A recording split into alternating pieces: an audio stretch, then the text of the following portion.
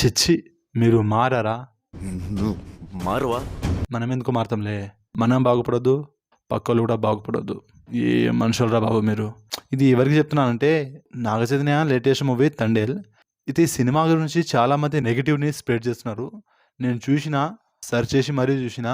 మంచి మంచి యూట్యూబర్స్ అనుకున్నా ఇన్ని రోజులు. కానీ ఇప్పుడు అర్థమైంది నాకు. కావాలనే నెగెటివ్ స్ప్రెడ్ చేస్తుర్రు. నచ్చలేదంట. వామ్మో! ఇంత బ్యాడ్‌గా, ఇంత వరస్ట్‌గా తయారయ్యిండ్రా బాబు అనిపించింది నాకు. పబ్లిక్ టాక్ చూస్తే మాత్రం పాజిటివ్ రెస్పాన్స్ వస్తుంది. Block buster talk. ఒక్కరు కూడా నెగెటివ్‌గా మాట్లాడలేదు.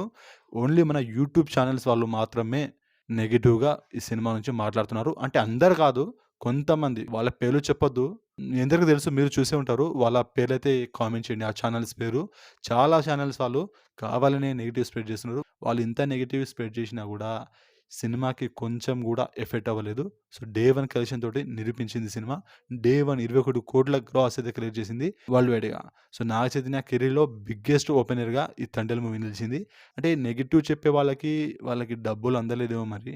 వాళ్ళకి డబ్బులిస్తే పాజిటివ్‌గా చెప్దామనుకున్నారేమో.